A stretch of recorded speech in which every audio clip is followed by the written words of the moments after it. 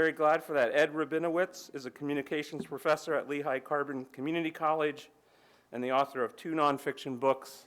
And ahead of time, they were running some of your video clips, and I got a little preview, and it looks really fascinating. I think we're in for some really interesting stuff, so don't fall asleep. Here's Ed. Thank you. Thank you. Can you all hear me okay? Okay, good. Pleasure to be here with you today. The words listening with our eyes is very, very important. It gets at the heart of nonverbal communication. I'm going to be, I should forewarn you that I'm going to run this session a little bit like I run my college classrooms, and that means it's somewhat interactive. I'm going to be soliciting some volunteers periodically. So that doesn't mean everybody should move to the back now. Please stay where you are. But I'm very much a believer that to fully learn and to fully understand and appreciate things, I don't want to stand here and just talk at you for 60 minutes. I'm going to talk, but you're going to experience a little bit as well. The session, and by the way, I will save some time at the end for questions, but feel free at some point if there's a topic I bring up and you're not certain about it, or you want to contribute something based on a personal experience that relates to what we're talking about with nonverbal communication, by all means, please do so. The impact of nonverbals, culture and the communication process. That word culture, I tell my students in classes that when we talk about culture, when I'm teaching intercultural communication, that it's all too easy to think of culture as, well, I'm an American, or I'm from Japan, or I'm from Mexico. And culture is so much more than just that.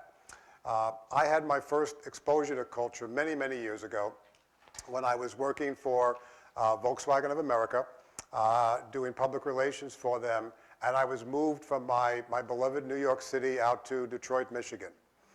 And that was a culture shock right off the bat. And I guess I'd been living there about 2, maybe 3 weeks. And we decided we wanted to order a pizza one night. So there was a little strip mall up the road from us. Went to the phone, got the phone number, phoned, and the guy picked up the phone. I said, hi, I'd like to order a large pie. And he said, excuse me? And I said, a large pie. I'd like to order a large pie. This went around and around for a little while, with him finally saying, I think you have the wrong number. This is not a bakery. Yeah, I know. I'm calling the pizza place. I'd like a large. And eventually realizing that pie to them is completely foreign. It's a different culture. The same word means different things. So that was my first clue, that when we say culture, it's not just what nationality you are. It's what city you're from, what state you're from. It's what household you grew up in. I grew up in a Jewish household in the Bronx. That's a culture, okay? That's different than somebody who grew up in an Irish Catholic household on Staten Island or in Brooklyn. Completely different culture. And I have the battle scars to prove it. So I'm going to take you through talking about culture, but more specifically talking about nonverbals. Because nonverbal communication is so critical and such an important element to all communication, certainly in healthcare. And then it takes on even more prominence when we translate it over to the nonverbal side and to the aspect about culture. So let me move forward and sort of ask this rhetorical question, what's so important about nonverbal communication? And to begin to help answer that, I would like 3 volunteers. Okay, 1 right here. That hand went up too fast. 2, 3. Come on up. You can just stand right here and face the audience.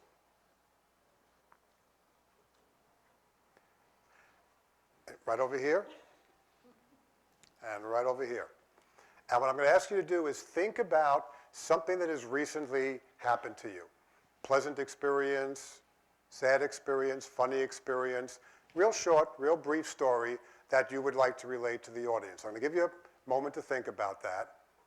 Just nod when you've got in your head what you think you want to say. All set? Okay, good. Now, I'm going to start over here, and I apologize. Your name is? Anne. I'm going to start with Anne. Anne is going to tell you this short story. However, what Anne doesn't know is that Anne is going to do this without using any nonverbal communication. Now, that means no facial expressions, no arm movements or gestures, nothing. Anne is going to tell this story. Now, you're all going to help out, because when you see Anne use some type of nonverbal communication, I want you to yell out, "Stop." Okay? You tell us when you're ready, Anne. Okay, go ahead. After 40 years of teaching, I retired. And then 4 years after that, I was ordained as a minister in the United Church of Christ. That was a very exciting.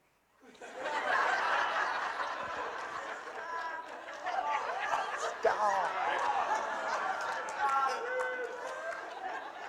Okay, stay where you are. Your name? Michelle? Yes. Okay. Michelle, you have your story set? It's hard for me, I'm Italian.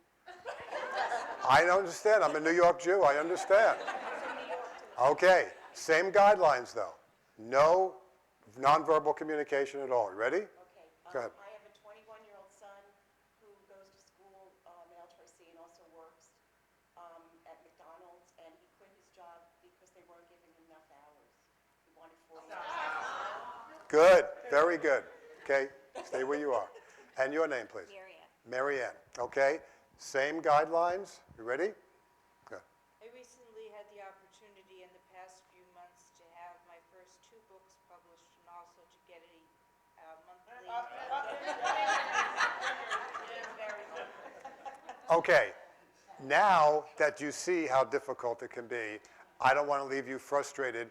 Please tell your story normally and with any gestures you would like to use.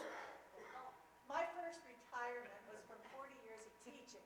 And after those 40 years, I had 1 year off, went to seminary, and from seminary, it's finally been almost a full year since graduation that I was ordained on Sunday.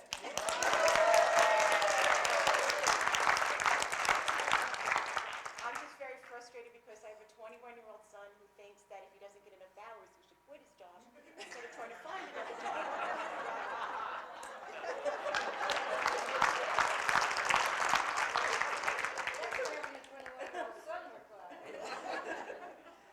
I just, as I said, had 2 books recently published in the past 3 months, and I'm also now a contributing editor to an Eastern Christian magazine. So it's been a very exciting time for me the past 3 months, and I'm grateful to God, my dad as an inspiration, my writing teachers, my colleagues, and my publisher for all these. Great. Thank you. Thank you. Yes. Okay, so we begin to answer the question, what's so important about nonverbal communication? All 3 of these very nice people did not get very far before you yelled stop in telling their stories without using some form of nonverbal communication. Nonverbal communication is a key part of communicating. How key is it? Well, 93% of all communication is nonverbal. That sounds high, but it's not. As I tell my students, if you walk into the classroom and you're wearing a sweatshirt that says Lehigh University or Boston Red Sox or whatever it may be, you are telling me something non-verbally. If you walk into the classroom and you are very proud of the paintings, the tattoos on your arm, you are telling me something non-verbally. By the middle of the semester, in fact, even sooner than that, when my students come into the classroom, I can tell who's having a good day or a bad day based on their facial expressions and body language. So nonverbal communication tells us a lot. And again, not just by body language and by movement. 93%, okay? And voice tones is a big part, and we'll talk a little bit about that as well, because then it gets at not just what you are saying, but how you are saying things. Okay, Again, what's so important about nonverbal communication? Nonverbal behavior communicates the relational aspect of the messages, how we really feel about someone or something. This is very prominent in the healthcare field. Must have been about 6 months ago. I had to go back to a dermatologist for a checkup. I'd had a little bit of a mole removed from my forehead, and we talked about what I was doing and proceeding with the right treatment and everything. And at one point, the surgeon, we were talking, and I was sitting on the little chair there, and she's talking, and she said, "Good job," and she touched me on the shoulder. And I never realized how important that touch was. It said something to me about the relationship between me and this doctor, that she really did care about me as a patient, as an individual. And so that aspect about nonverbal behavior, we do that at times of grief. Somebody has lost a loved one, someone close to them. And I think we've all experienced that loss of words and really the cliches. I'm so sorry, I'm sorry for your loss. Sometimes words, what can we say? But a hug, a look in the eyes, sometimes says so much more than words could ever say. So that's what we mean by nonverbal behavior communicates the relationship aspect of messages. Don't interpret nonverbal behaviors in isolation, think context. In what situation is the communication happening? Because that's critical also, okay? It's not just who you're talking to, it's what is the circumstance, surroundings, and so on. All that is important when you're interpreting nonverbal behaviors. And the challenge in interpreting nonverbal behavior is that it's very ambiguous. It's much harder to understand somebody's sometimes facial expressions depending on the culture they're from, sometimes silence. Silence in one culture means something totally different in a different culture. In the US, we think when you're being silent, that's being rude. You should be talking. I'm asking you a question. In other countries, in other cultures, silence is preferred as far as communication. Okay, again, what's so important about nonverbal communication? Let's talk a little bit about, and actually I want to show you a clip about the cultural variations, not even talking, okay? We do things in this country, in our national US culture, that is so different from meaning-wise from other cultures. Simple hand gestures that we take for granted if we were to encounter folks of another culture or travel to another country that mean completely opposites. And if you did them, you would not only highly insult somebody, but you might start a fight. Would you roll that? Hand jive. The top 7 common American hand gestures that can get you in trouble abroad. In the US, the thumbs up sign means well done, or is commonly used by hitchhikers. But don't use it in Greece, Russia, Sardinia, or West Africa, because you'll be insulting the recipient with a hearty up yours. Many people use this sign to denote victory or peace in America. But use it in Great Britain, Australia, Ireland, or New Zealand, and you'll basically be dropping the F-bomb. Be careful with this. In the US, this sign means everything is hunky-dory. But in Russia, Brazil, Turkey, and the Mediterranean, it means something very different. Something along the lines of, you are a homosexual.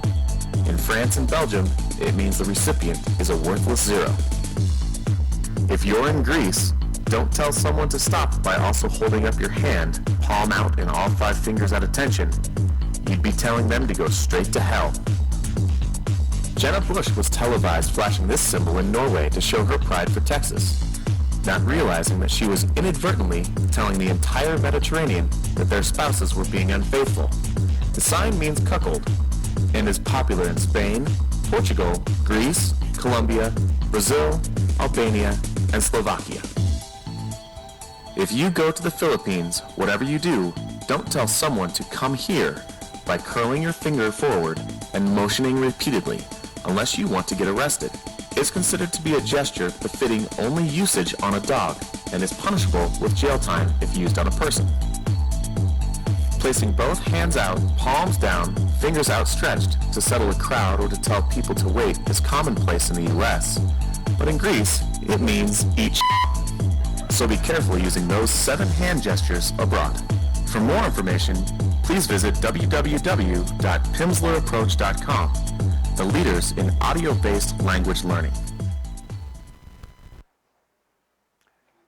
Something that I recently learned, I'm not certain yet, I haven't gotten final word, but I may have an opportunity this summer to teach 2 weeks worth of communication courses, short courses, to undergrad and graduate students in China.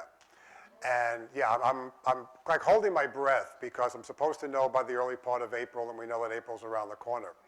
But it was recently explained to me that, well, if you do go, don't sit with your leg crossed like that if you're facing anybody. And I happen to do that as a habit a lot. We all probably do, sit with our legs crossed.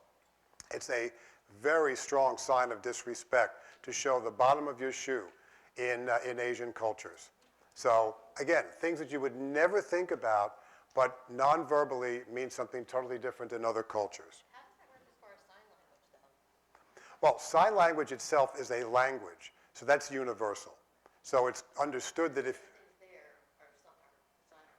as opposed to, well, one symbol as opposed to a multitude of symbols. Important to understand, too, when we talk about nonverbal communication, sign language is not considered nonverbal because sign language is a language. It is linguistic based. So sign language is not considered nonverbal. That was a good question. Okay, cultural variations in nonverbal behavior. Let me talk to you about some of the different variations that we don't think about meaning different things non-verbally, but they do. Paralanguage. Paralanguage has to do with not what we're saying, but how we are saying this. Our speech rate, volume, pitch, tone, all of that can change the meaning of the message if the words stay the same. For example, take 4 words. May I help you? Okay? If I say that, may I help you? I'm being very nice to somebody and offering my assistance. If I say, can I help you? Or may I help you? I'm condescending to them. If I say, may I help you? That's a whole different come on right there. Same 4 words. Totally different meaning based on tone and pitch. That's called paralanguage. Personal space, or what we call proxemics. And this is one of my favorites. We're actually going to do a little exercise on this in a little while. Proxemics has to do with the size of our personal bubble. We all have this space around us, this personal space. And we don't want that space invaded. Only certain people we allow within certain parameters there. And in different cultures, there's a contact zone where personal space is violated regularly, and that's fine. In others, it's not. And in the US, we are, for the most part, we like to keep that distance, that personal bubble of space around us. So I'm going to ask if you would roll that second clip.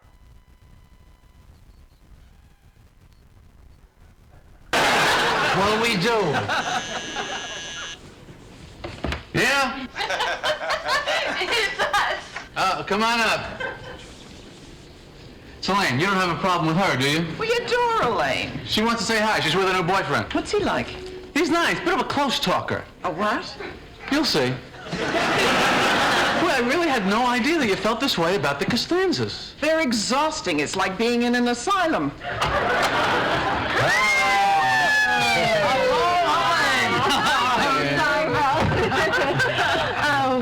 This is Erin. Hello, Aaron. Hello, Aaron. So how are you folks in town? 3 more days, and then we're off to Paris. We're going with the Select Charter Group. I love France. I was just there last year. In fact, you know, I still have an envelope full of French francs. I'll give them to you. We can't take money. Oh, no, it's a gift from us. Oh, that is so nice, Erin. Isn't he nice? So listen, has Jerry been showing you a good time? No, I haven't. You know, I have a a friend who works at the Metropolitan Museum of Art. How'd you like a behind-the-scenes tour? Really? You could do that? Easily. It wouldn't be any trouble? Of course not. How about right now? I'm ready. Are you sure? Yes. Okay, let me get my coat. Elaine, what do you say? Well, I don't think so, Aaron. I have plans. Oh. How about you, Jerry? I'm sorry. You're examining the artwork up close. Maybe I'll try and catch up with you. All right, we're off. Okay. Let's go. Okay, bye-bye. Have a good time. See everybody later. Okay.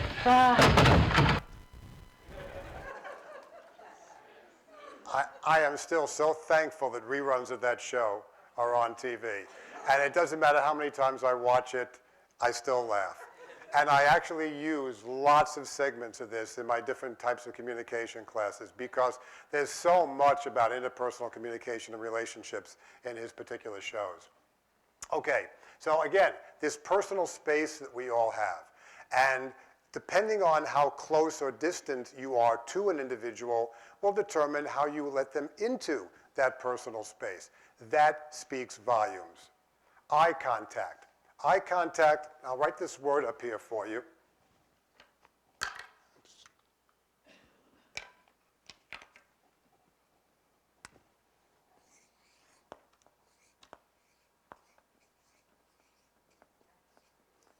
Oculesics.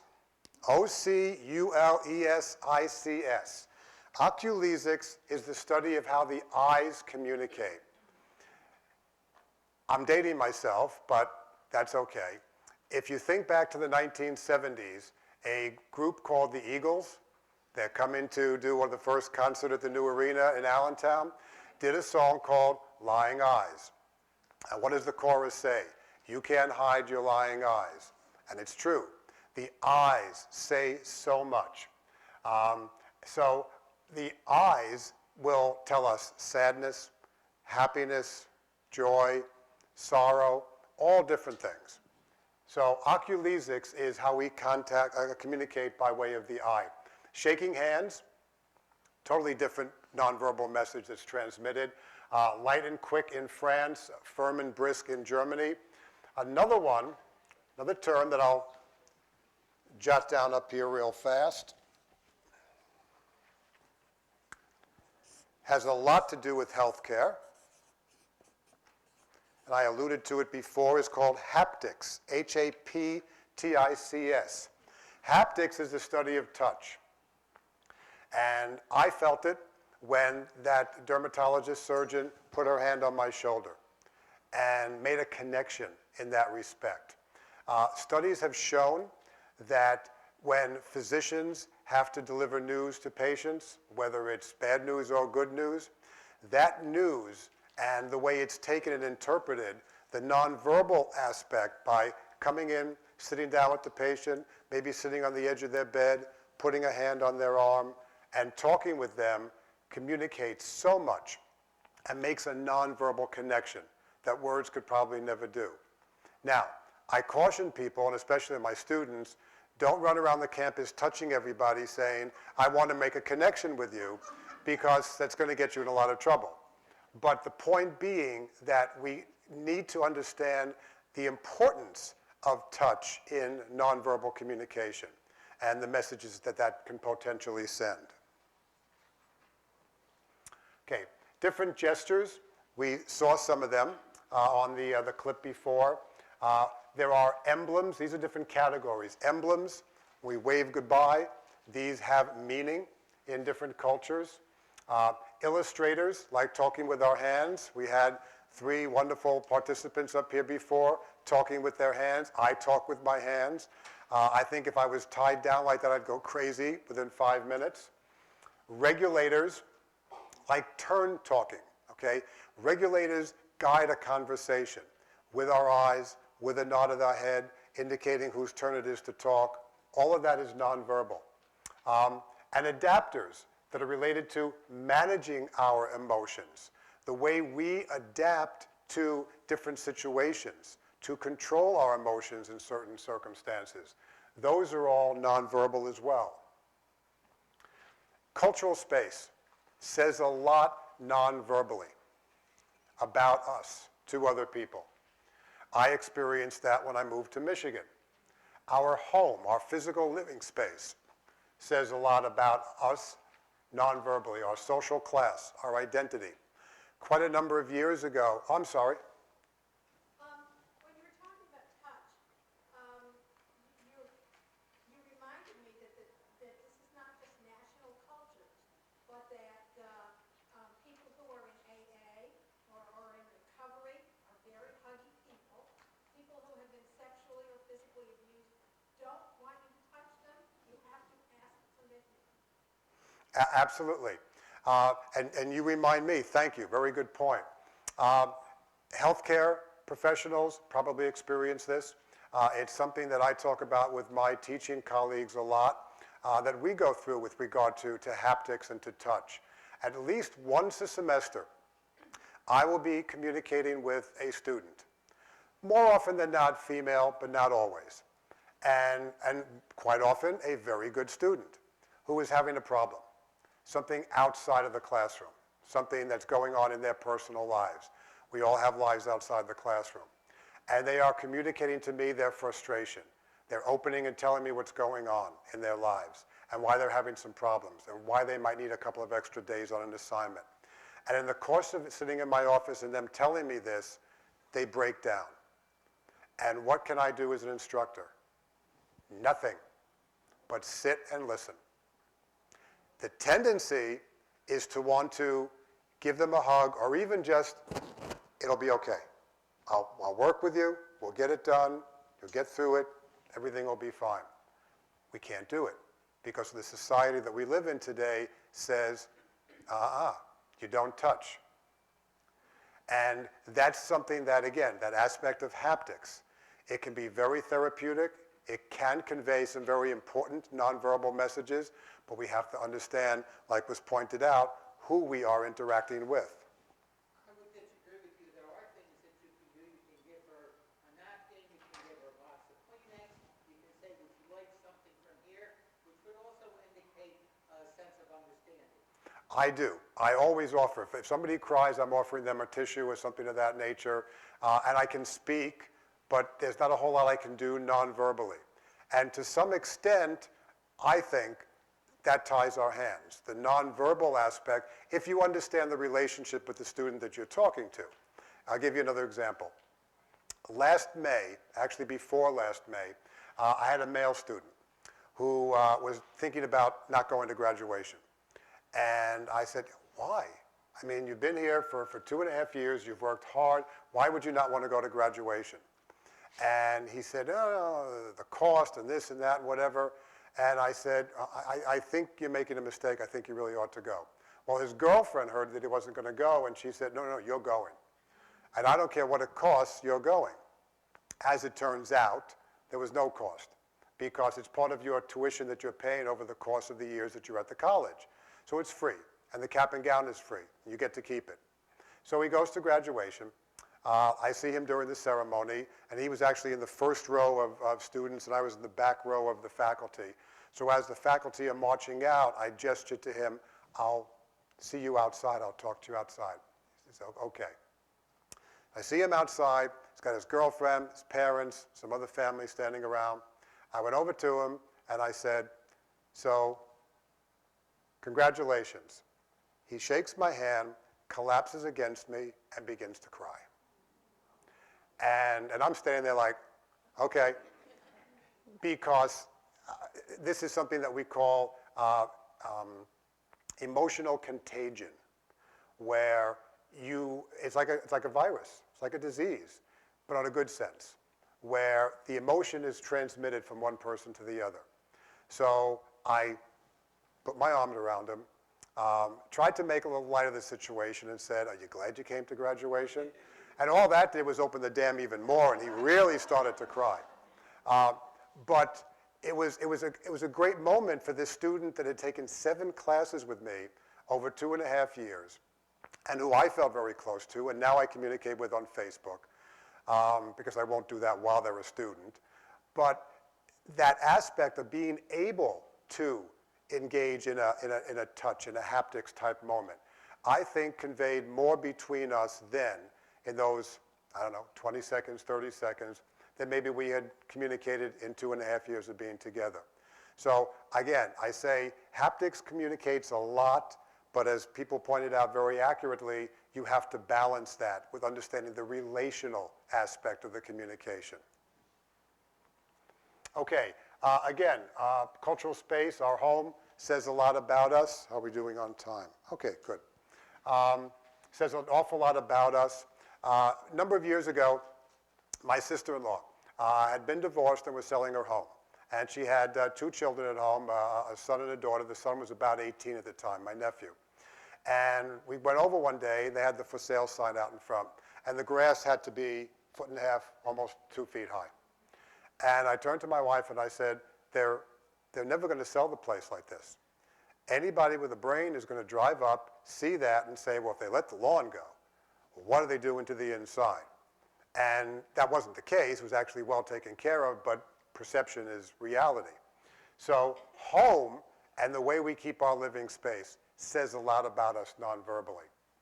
The neighborhood, the area that we choose to live in, segregation, that says a lot about us. When I moved to Michigan, very, very funny, I was living out on Long Island, and I'm on the phone with a realtor, and all I know about Detroit and the suburbs and whatever is what I can see on a map.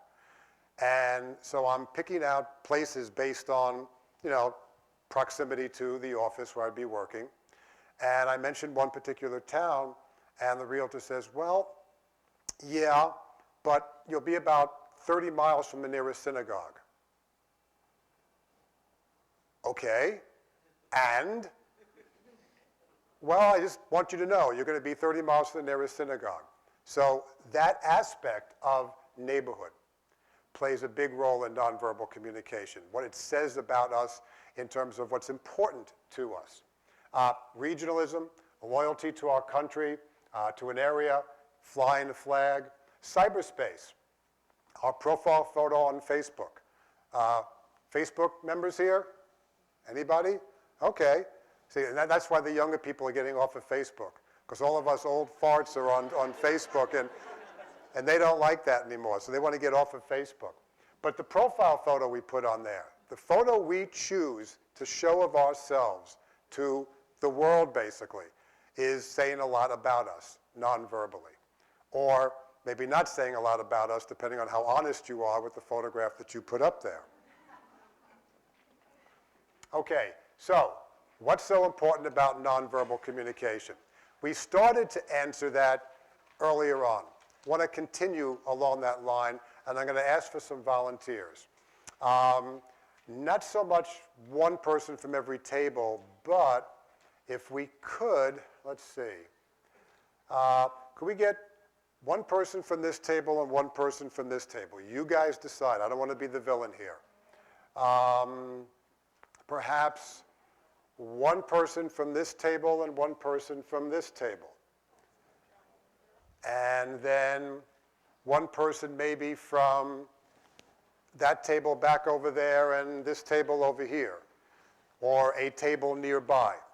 Just want to get 6 people from tables that are somewhat near each other, but a little bit of a distance. So just stand up if you want to volunteer. Okay, great. One brave soul. I see you all saw what I did to the other 3 people. Now you don't want to volunteer. Okay, we've got 2. Who else? 3. Okay. 4. Okay. 5. I need 1 more. 1 more for maybe either over in this area or this area. Oh, do we have 6? Oh, okay, great. Okay, good. All right. I'm going to need to position you a little bit. Let's see. You 2 are almost perfect. If you just want to step out right in line with her, that's great. Okay. I'm going to ask if you wouldn't mind stepping over here, maybe as far back as you can against that chair. Would you come down over here?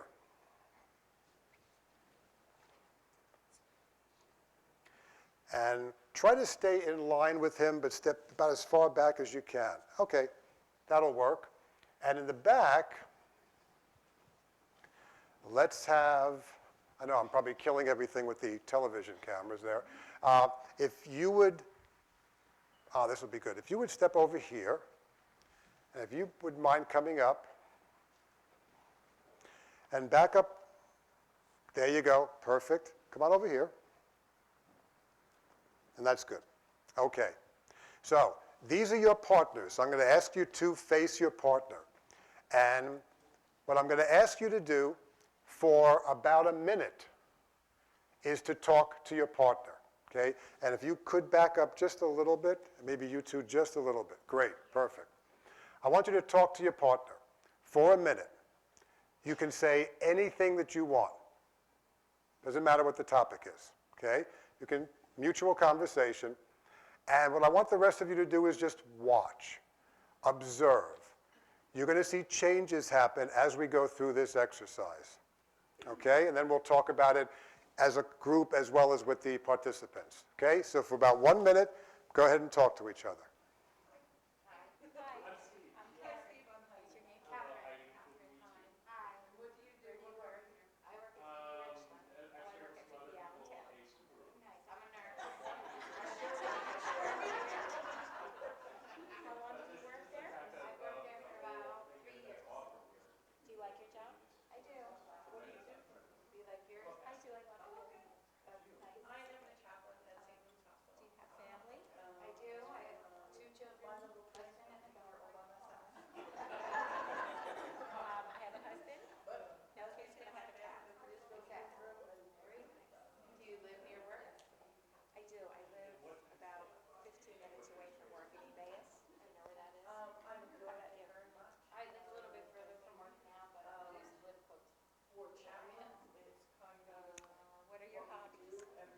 Okay, you can stop.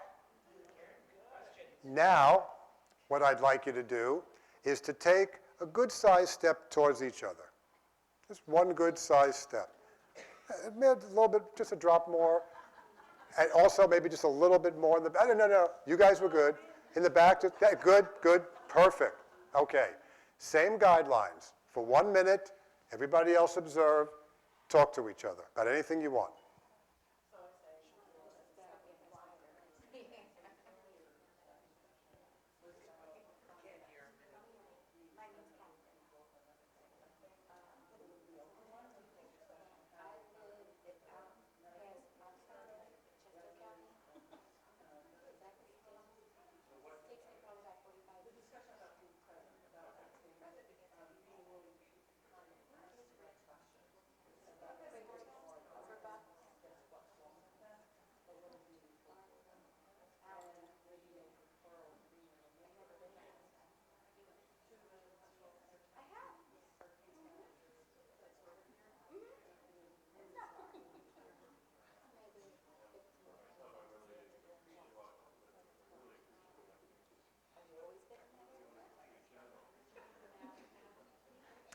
Okay, you can stop now. Now what I'm going to ask you to do is to put one arm out and step forward until the tips of your fingers are touching. And then stop. Same guidelines. 1 minute, talk to each other.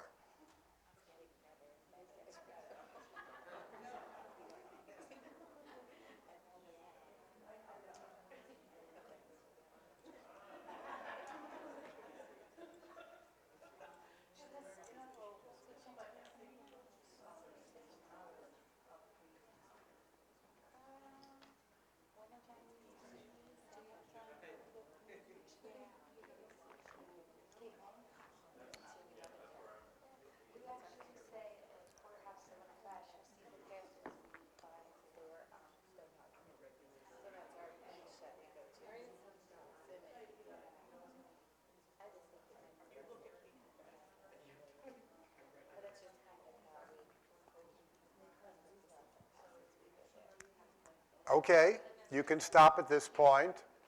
And now, one more adjustment.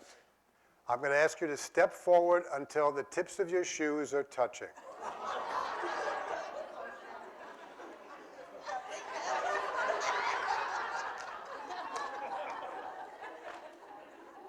And now the same guidelines for 1 minute, talk to each other.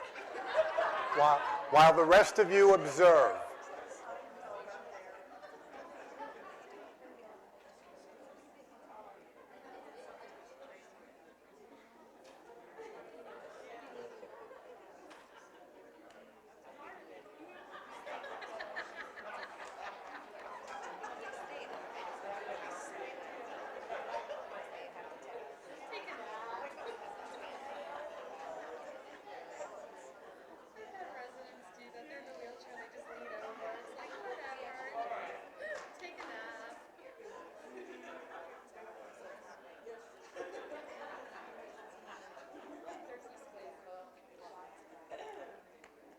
Okay, I'll put you out of your misery and ask you to stop.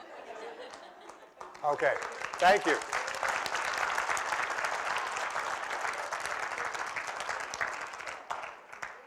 Now, for those of you who are watching, what did you observe? What you saw, I will tell you, is an example of proxemics, how the distances change. There are 4 key distances with which we communicate. The first one is public, and that's the furthest apart, and that's where they started. And I would imagine that was pretty hard to communicate in terms of hearing each other and so on. And they also spoke louder, so it deals with paralanguage and the tone and the volume they're speaking with. Then they took a step in, and that's called social. They're moving a little bit closer towards each other. They then took another step in till their fingertips were touching, which is called personal. And then they got all the way close together, and some were even dancing. And that's called intimate, from skin touching to 18 inches apart. And traditionally, we only let certain people into that intimate zone. What did you observe nonverbal communication-wise? Body language, facial expressions, gestures. What was apparent to you from watching the changes that were going on? As I got to the second last one, some were sort of going like this, like crossed, like it was beginning to be uncomfortable, it seemed. And it's also a way of kind of like protecting ourselves. Like, just keep back. Just, that's it, no closer than that. Other thoughts on what you may have seen or observed? What I saw right off the bat as you got real close was this gentleman. Your name is? Steve. This gentleman over here, his face got bright red. He could feel it. That's also part of nonverbal. That's controlling the emotions that we're going through. It's saying to everybody else, oh, he's not comfortable, okay? But as they were talking, they kind of held or touched each other. Did that make it easier? It felt more comfortable. Why did it make it more comfortable? But that aspect of haptics, of touch, did, as opposed to having to be that close and just stand like this. I saw a hand. I noticed the 2 young ladies in the front, as they got toe-to-toe, the young lady on that side, she was physically leaning backwards, and that, she appeared to not be so comfortable in that space. However, when they were just the hand tips apart, that wasn't as apparent. Right. That length, the hand tips apart, 1.5 to 4 feet, is the most comfortable speaking distance for most people. If we're further apart, we feel like we're shouting. And most of you nearby could hear the conversations. When they got in closer, couldn't hear the conversations anymore. They did not need to speak louder, paralanguage. And at the distances, they all seem to be somewhat more rigid, and at the interpersonal, or the intimate, they were like rigid. But at the personal space, there was a lot of hand motion and describing things. Exactly, exactly. You would really get a kick out of watching college students go through this. And I know them as I don't know you, so I pair them up very strategically. And when you see, and what I do is I pair up 2 young ladies, 1 gentleman with a young lady, and then 2 young men. And it's very, very funny to watch 2 young men. Often these 2 burly, strapping young 18 or 19-year-olds having to stand toe-to-toe with each other. Men aren't comfortable doing that. And if you think that this woman was backing away a little bit, you have to see the two college students, the males, toe-to-toe with each other.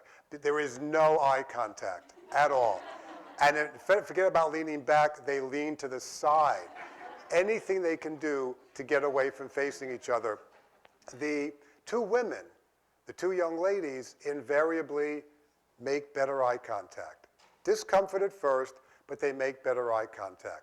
And that gets into a whole different subject about from the time when we're little boys, men are taught to be competitive, women are taught to make connections by being the same as. And women look to be the same as and make eye contact, and men look to try to one-up the other one. And if you're looking and feeling uncomfortable face-to-face with another man, you're feeling in a one-down position. And that non-verbally, again, says a lot about how you feel. I've said a lot about nonverbal communication. We've touched on culture. The key point is that everything I've said about nonverbal communication is magnified when you change cultures. Because in some cultures, making eye contact is expected, in others it's not. Silence is golden in some cultures it's not. Personal space. I've had college students say to me, oh yeah, I've had to brief my boyfriend and prepare him. When he's coming over, first time he's meeting my family, I tell him, they're going to hug you and kiss you to death, and he's not used to that. So that in different cultures. All the nonverbals that we experience within the same culture are even more magnified in different cultures. And when we then convey it over to a healthcare setting, it means a lot. To not just be listening with our ears, but listening with eyes. Because we read what's in somebody else's eyes, or facial expression, or body language, or discomfort, shifting, and so on. All of that will say a lot to us if we focus on and pay attention to that. So I'll open it up to some questions. I welcome. I just wanted to make a comment on the paralanguage. I had an issue some years ago with a patient, and like most of us who are with elderly patients, there's sometimes hearing loss. So I'm speaking loud to her. She can't hear me. I'm raising my voice even higher. She still can't hear me. I finally raised it to another pitch, and I give her the information that she needs, because I'm chaplain and patient advocate. I got reported to the nursing supervisor that I went in and was screaming at a woman and yelling at her. The woman, the supervisor, who has a lot lower of a voice than I, went in and at a normal tone was able to communicate everything I said to her without any offense. And the problem was I have a high voice, and her deafness was to my voice level, and she was reading my body language, trying to tell her what I'm trying to tell her. You're absolutely right. The tone, the pitch of your voice, I mean, it's as basic as my wife and I have a dog. And if we put the dog in the center of the room, she goes to one end and I go to the other, and you really should never do this with a dog because you confuse the heck out of them. But if she stands on one end and calls in her higher voice, and I stand on the other end and I go, stay, the dog stays. The dog doesn't budge. But then we switch it around, and she says stay, and I go, come here, Lucy. And Lucy comes and runs to me. It's also that pitch of the voice. And yeah, you were at a pitch that she couldn't identify with, she couldn't hear well. So yes, paralanguage and it almost can get you in trouble as well if people don't realize what's going on in the exchange. Other questions?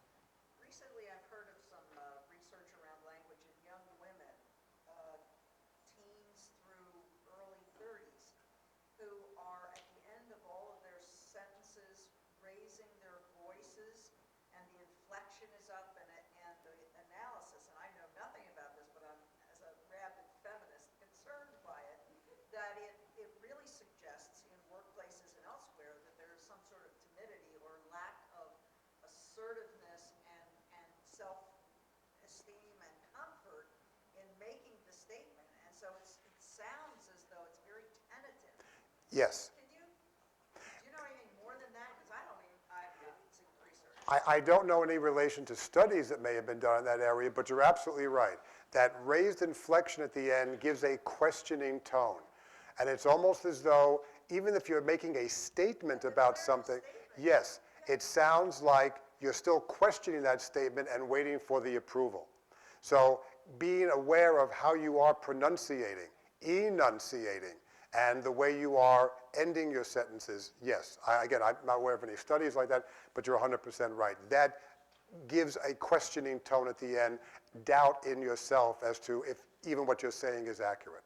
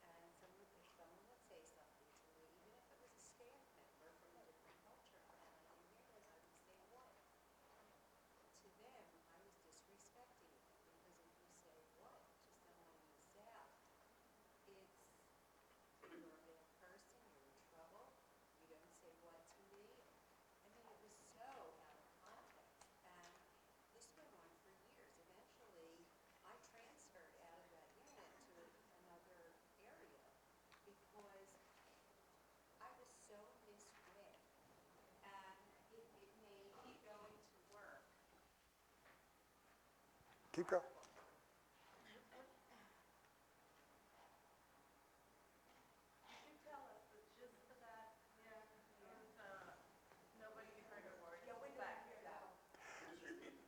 Right. She was explaining how she had worked in a dialysis unit, and very loud place to work. And I guess the population in the dialysis unit was almost 100% African American. Was 100% African American. And again, the fact was very loud. And where she's grown up in Philadelphia, if she didn't hear somebody say something, she would say, "What?" to clarify or get them to repeat. And the different culture from the South was you don't say "what" to somebody. That's very disrespectful. You say, "Excuse me," or "pardon," or that's why we don't interpret nonverbal behaviors in isolation. We have to think of the context. Who are we talking to? What is the situation? We are who we are. We all bring identities to every communication that we have. And I do that. I say things to my students sometimes. I'm 61. I talk to my students who are 18. We're on different planets when it comes to culture. And I will say things that they just look at me and I take for granted, but don't you know how I mean that term? And they don't. And they will do the same thing to me, and I'll go, okay, is that a good thing or a bad thing? Because you have to think in terms of context. And it's not surprising that, again, the South to the North, totally different cultures.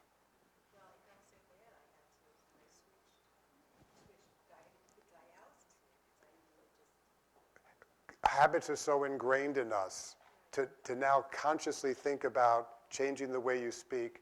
It's not an easy change. It seems like we're moving more and more to also a texting culture and an emailing culture. Like whole conversations can happen by email now, but you don't have any nonverbal clues. It's really hard. I kind of put a rule of thumb for myself that the more important something is to say, I want to say it either by phone or in person, if possible. But I just wondered if you could Sure. And I'll. Oh, absolutely. The first thing, I have a rule in my classroom is all cell phones are turned off. That if the cell phone goes off or you're checking it while you're in class, your class participation grade goes down. You got to pay attention in a classroom. I'll refrain from getting up on my soapbox about cell phones and things like that and texting, because I think that's, first of all, I think we're destroying the English language with all the texting. But I also think that we're getting very impersonal with regard to interpersonal communication. It's been brought up to me on a couple of occasions, gee, maybe you might want to teach some of these classes online. And my reaction is, teach interpersonal communication online? I want to see these people. You're absolutely right. There is zero tone that you can put into a text message, even email messages. I don't care how many smiley faces and things like that you put in there. You can't read tone into words on a screen. Poorly punctuated words on a screen that don't have the apostrophe for don't. So, in fact, my students write papers on what we call computer-mediated communication, communication that takes place by way of the computer. And I think it's an issue. And some students in my classes get it. They actually agree. We, meaning talking about themselves, 18 and 19-year-olds, we don't know how to communicate face-to-face anymore. And that's not a good thing.